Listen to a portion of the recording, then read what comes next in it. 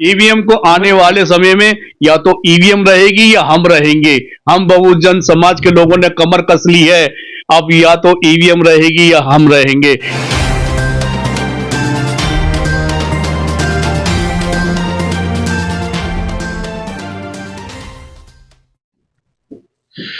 नमस्कार, मैं सुनील अभय और आप देख रहे हैं एचडी न्यूज इंडिया। आज हम मौजूद हैं दिल्ली के भावी मंत्री कहे जाने वाले, मुख्यमंत्री कहे जाने वाले दिलीप कुमार वाल्मीकि जी के पास। अंबेडकर समाज पार्टी से ताल्लुक रखते हैं और जिस तरीके से अभी काफी हो हल्ला शुरू हो चुका है ईवीएम को लेकर के, बातें जिस तरीके का माहौल बनता जा रहा है। जंतर मंतर पे आपने देखा होगा 2 दिन पहले 6 सदस्यीय कमेटी गठित की गई है। ईवीएम की बात जब बार बार आती है, विपक्ष एकजुट नहीं हो पाता, ना बड़ी पार्टियां शामिल हो पाती, ना छोटी पार्टियों भी शामिल हो पाती। बिल्कुल, क्योंकि लगभग आज के समय में भी देखा जाए तो 200-300 से ज्यादा की पार्टी, 2000-3000 पार्टियां पूरे इंडिया में हैं मौजूद। बिल्कुल बोलने को लिए तैयार क्यों नहीं है, चाहे वो बड़ी हो चाहे वो छोटी। पहले जो ईवीएम जो आया था 1977 में, मेरे ख्याल 2 कंपनी थी इंडिया की, अंडरटेकिंग, उन्होंने बनाया है। उसके बाद ये फिर ये इनको 1980 में सारी पार्टियों को बुलाया गया, सब सहमत हो गए थे। उसके बाद फिर 1982 के अंदर ये केरल के पेरावूर पोलिंग बूथ पर अर्नाकुलम में ये 50 पोलिंग बूथ पर ईवीएम से चुनाव कराए गए। उसमें फिर इसमें एक एसी जोस और दूसरा शिवन पिल्लाई थे उसके मार्क्सवादी कम्युनिस्ट पार्टी के, और एसी जोस कांग्रेस के थे, तो वो जीत गए थे। तो पिल्लाई ने फिर कोर्ट में अपील की और केरला कोर्ट ने, हाई कोर्ट ने उसकी अपील को रद्द कर दिया। फिर वो पूछा, अपील क्या थी वो कि ये बैलेट पेपर से चुनाव होना चाहिए था। मतलब शुरुआत में ही ईवीएम में गड़बड़ दिखाई दे गई। नहीं, गड़बड़ तो नहीं थी उस टाइम, तो ठीक चलती थी, उसमें हेरा फेरी की चांस नहीं करते थे वो। उसके बाद फिर वो हाई कोर्ट से जब रिजेक्ट होगी उसकी एप्लीकेशन, तो उसने कहा कि ये ठीक ठाक चल रहा है, ये फ्री फेयर ट्रांसपेरेंट इलेक्शन हो रहा है ईवीएम से, वहां के केरल के हाई कोर्ट ने कहा। उसके बाद ये केस पूछा सुप्रीम कोर्ट ने। सुप्रीम कोर्ट ने कहा कि हमारे जो कानून बने हुए पहले से ही बैलेट पेपर से चुनाव कराने के, उसके हिसाब से आपने क्यों नहीं किया, तो वो कैंसिल कर दिया। वो फिर दोबारा चुनाव कैंसिल हो गया, रीपोलिंग कराया गया फिर 50 बूथों पर। उसके बाद फिर वो जीत गए एसी जोस। ठीक है, ये जब 1984 के अंदर सुप्रीम कोर्ट ने कहा कि नहीं, बैलेट पेपर से ही चुनाव होने चाहिए। उसके बाद फिर 1988 में इसमें अमेंडमेंट किया, फिर पार्लियामेंट के अंदर अमेंडमेंट हुआ इसके अंदर कांग्रेस के समय में, और वो था रिप्रेजेंटेशन ऑफ पीपल एक्ट 1951 का, उसमें संशोधन किया। फिर वो सेक्शन 61 उसमें फिर संशोधन किया। तो ये जब संशोधन कर दिया, फिर ये अमेंडमेंट बन गया 1989 में। 1989 में जब ये पास हो गया कि ईवीएम से ही चुनाव होगा, तो ये कानून बन गया जब से। और उसके बाद फिर ये बैलेट पेपर से, फिर वहां पर 99 में चुनाव हुए गोवा के अंदर, बैलेट ईवीएम से ही हुए, ईवीएम से, और उसके और दूसरे स्टेट से उसमें हुए 99 में। तो वहां पर भी उसके बाद 2002 में फिर एक रिट पिटीशन डाली कि उसने, जयललिता वर्सेस इलेक्शन कमीशन। जब ये रिट पिटीशन डाली, फिर सुप्रीम कोर्ट में पहुंचा ये मामला। फिर सुप्रीम कोर्ट में कहा कि नहीं, ये फ्री और फेयर ट्रांसपेरेंट इलेक्शन हो रहे हैं ईवीएम से, कोई इसमें हेराफेरी नहीं है, इसमें कोई जनता का वो बुराई नहीं है, मतलब कोई इसमें धोखाधड़ी नहीं है। तो वो कैंसिल, फिर वो ये केस इलेक्शन कमीशन के पक्ष में गया, इलेक्शन कमीशन जीत गया, और इलेक्शन कमीशन को परमिशन मिल गई कि तुम अब बैलेट पे ईवीएम से ही चुनाव कराओगे। तो ये सिलसिला चलता आ रहा जब से जीत में। अब क्या था, पहले हेराफेरी नहीं होती थी। 2004 में इतनी हेराफेरी नहीं करी कांग्रेस ने, ना 2009 में भी इतना नहीं करी होगी, पर कम। अब 2014 में मोदी ने अपना रंग दिखाया, उसने ज्यादा हेरा फेरी करी। उसके बाद फिर 2019 में चुनाव घोषित होने से पहले ये कह रहे कि हम 300 से पार जाएंगे, हमारे 300 से ज्यादा सीट आएंगे 2019 की बात कर रहा हूं, और वो ऐसा ही हुआ। उन्होंने हेरा फेरी 2019 में ज्यादा कर दी, और अब 2024 की वो मतलब ताड़ में रहे हैं कि अब तो हम 400 से पार जाएंगे। ये क्या है कि ईवीएम के हेरा फेरी स्टार्ट हो गई है। अब हमने अपनी कमर कस ली है, जितने भी बहुजन समाज के लोग हैं, अब हम इसको बर्दाश्त नहीं करेंगे, इस चीज को, ईवीएम को, क्योंकि ये सबसे बड़ा राजद्रोह है। ये छोटी मोटी बात नहीं है, धोखाधड़ी है, सबसे बड़ी देश के प्रति धोखाधड़ी है, संविधान के प्रति धोखाधड़ी है, जनता के प्रति धोखाधड़ी है, सबसे बड़ी धोखाधड़ी है। इनको मृत्यु दंड मिलना चाहिए, चाहे इलेक्शन कमीशन हो, चाहे सरकार हो, चाहे सुप्रीम कोर्ट हो, जो भी इसको इसमें मिला हुआ शामिल है, जो भी प्रजातंत्र के हिसाब से नहीं चल रहा, जो भी जनता की बात नहीं चल रहा, जो डेमोक्रेसी के हिसाब से नहीं चल रहा, चाहे कुछ भी, कोई सेंट्रल गवर्नमेंट हो, मुख्य चुनाव आयुक्त हो या सुप्रीम कोर्ट हो, इनको आने वाले समय में फांसी मिलनी चाहिए। आप राजद्रोह है, आप जिस सीधी तरीके सी की बात बात है, करते हैं, राजद्रोह है। ईवीएम को आने वाले समय में या तो ईवीएम रहेगी या हम रहेंगे। हम बहुजन समाज के लोगों ने कमर कस ली है, अब या तो ईवीएम रहेगी या हम रहेंगे। राष्ट्रपति को चुनता कौन है? मेजोरिटी जिसकी होती है उसकी है, तो उसका गुलाम चीफ जस्टिस की बात कर रहा हूं सर, जवाब क्यों नहीं दे रहे हो इस समय, क्यों आगे बंद कर? देखो, चीफ जस्टिस भी क्या है, ये लोअर, हमारे देश में 3 कोर्ट है, lower court, high court, supreme court. जब लोअर कोर्ट में जब ये एडवोकेट होते हैं तो कमीशन पे भी, जब ये जज बन जाते हैं फिर कमीशन पे जजमेंट चलती है, हाई कोर्ट में आते हैं, फिर वही चक्कर चलता है। अभी एक मैं बताया था कि अंडर द टेबल जज साहब यहाँ पर रिश्वत पूरे देश के अंदर चलती है, ये जज वगैरह ये अंडर द टेबल पैसे लेते चीफ हैं। जस्टिस को तो अब ईमानदार बनाया जाता है, वो काफी सारे उन्होंने निर्णय जो है सरकार के खिलाफ भी हाई दिए हैं। कोर्ट से तो ये जो सुप्रीम कोर्ट में ही आते हैं, जी। चीफ जस्टिस जब ही तो बनते हैं। जी। तो ये एक थाली के चट्टे पट्टे हैं सभी, और ये ईमानदार नहीं है, क्योंकि इसकी इनों की गर्दन पकड़ी हुई है मोदी ने। उन्हें चीफ पता है, जस्टिस साहब की भी उनकी सबकी गर्दन पकड़ी हुई है मोदी ने। उन्हें पता है कि ये कैसे हेरा फेरी करते हैं, कैसे इनकम टैक्स से कैसे हेरा फेरी होती है, क्या कैसे पैसा आता है। गंभीर आरोप लगा रहे हैं। अरे नहीं, गंभीर, ये सच्चाई है, ये सच्चाई है जनाब। अब ये हम बर्दाश्त नहीं करेंगे। अब हमें निष्पक्ष चाहिए, सुप्रीम कोर्ट चाहिए, इलेक्शन कमीशन निष्पक्ष चाहिए, और सरकार भी आने वाली है, अब हमारी होगी बहुजन समाज के लोगों की।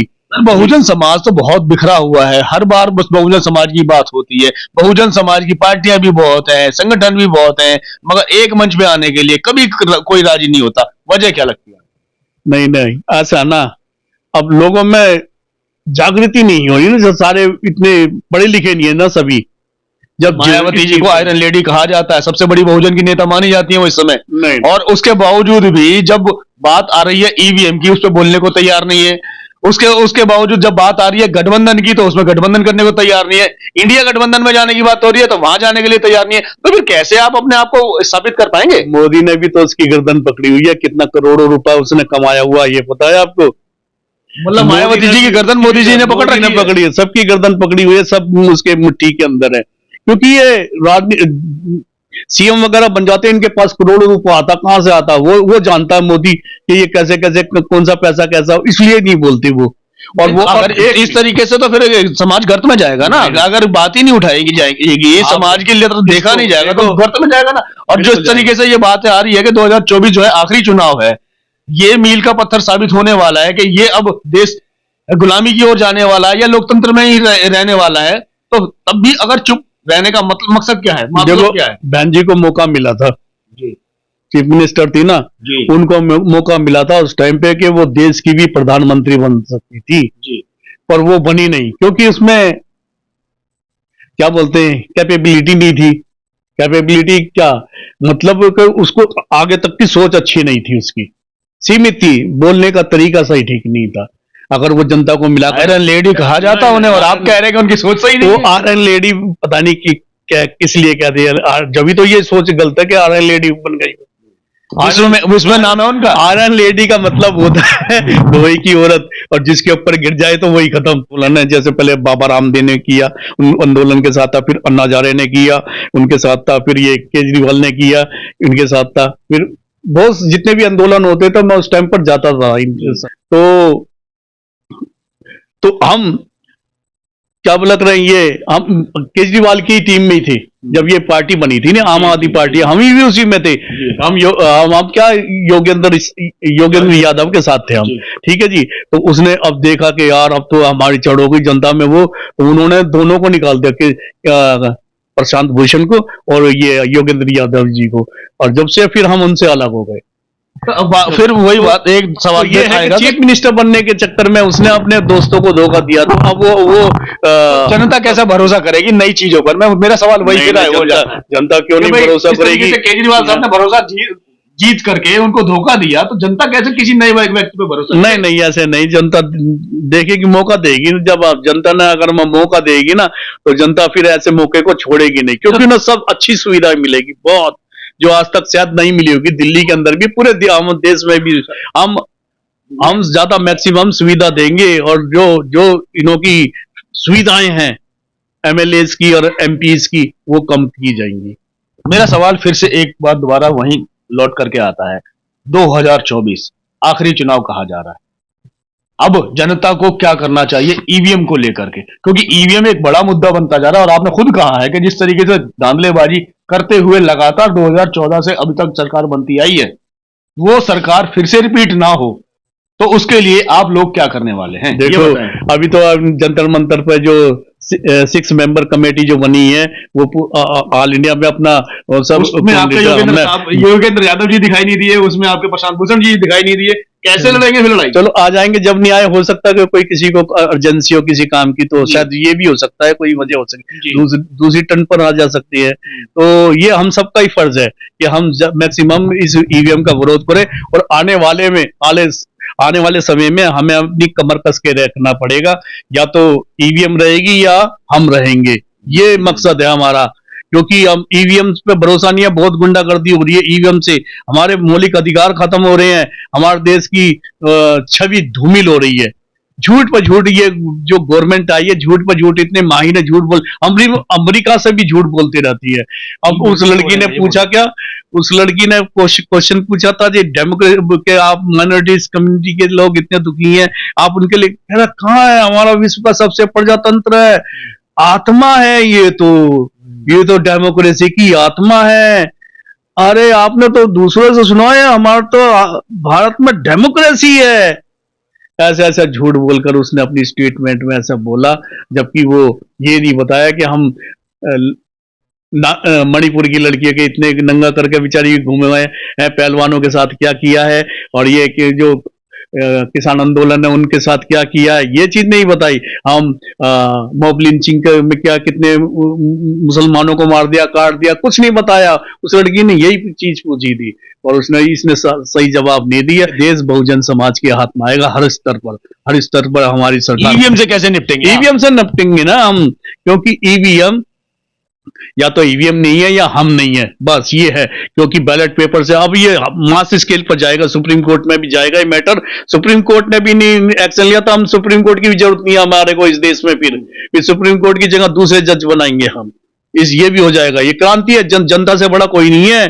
जनता, ये डेमोक्रेसी की डेफिनेशन 4 है इसके अंदर, ये 4 तत्व होते हैं डेमोक्रेसी के। कौन कौन से? जेम्स विल्फोर्ड गार्नर, जो अमेरिका के प्रोफेसर थे पॉलिटिकल साइंस के, 1902 में उन्होंने बताया था कि इसके किसी राज्य की जो राष्ट्र की डेफिनेशन होती है, जो राष्ट्र है उनकी जो प्रजातंत्र की जो डेफिनेशन उन्होंने बताई थी कि इसके 4 तत्व हैं। एक तो भूमि, निश्चित भूमि होनी चाहिए किसी राज्य की, और निश्चित, और एक उसकी जनता होनी चाहिए, और उसकी सरकार होनी चाहिए, और उसकी एक शासन व्यवस्था होनी चाहिए जिसपे वो शासन व्यवस्था कर सके, चाहे आंतरिक शासन व्यवस्था और चाहे भारी स्वतंत्रता से मुक्त होना। किसी भी देश से वो संपर्क कर सकता है, उस पर नियंत्रण नहीं हो सकता उसका, और अपनी मर्जी से काम करेगा। तो उसकी डेफिनेशन है वो, उसने जनता को सर्वोपरि बताया कि जनता किसी भी राष्ट्र में सबसे ऊपर होती है। तो हम जनता हैं, हम सबसे ऊपर है इस देश के अंदर, हमारे से नीचे सब ये सेंट्रल गवर्नमेंट है, ये सरकारी मशीनरी है, सुप्रीम कोर्ट हमसे नीचे है। हम जनता की मान तो कोई नहीं रहा ना। नहीं, जनता को नॉलेज ही नहीं है ना कि वो मालिक है, क्योंकि वो पॉलिटिकल साइंस के पढ़े हुए ही नहीं है। जब तक पॉलिटिकल साइंस नहीं पढ़ेंगे, उनको गहराई से अध्ययन नहीं करेंगे, अपने संविधान का अध्ययन नहीं करेंगे, जब जाके उनको नॉलेज नहीं आएगी। तो इसलिए हम लोगों को बताएंगे, भैया तुम मालिक हो, आइए आप इस देश को चलाइए, हम उनको राजा बनाएंगे, हम राजा बनाएंगे। और जो सरकारें होती हैं, ये होती हैं राजा नहीं होती, ये भिखारी मान लो। तो हाँ, ये भिखारी है, हम राजा हैं। हम राजा कौन? जनता। जनता मालिक है इस देश की, और ये नौकर है हमारे। नौकर कौन? सरकारी मशीनरी जो जितनी भी है। तो हम आने वाले समय में अब जनता को राजा बनाएंगे। और मेरा तो एक सुझाव है, बच्चे उठाएंगे उनकी पर्चियां, जिसका लक्की ड्रॉ होगा वो कैंडिडेट बनेगा आने वाले समय में इलेक्शन के लिए।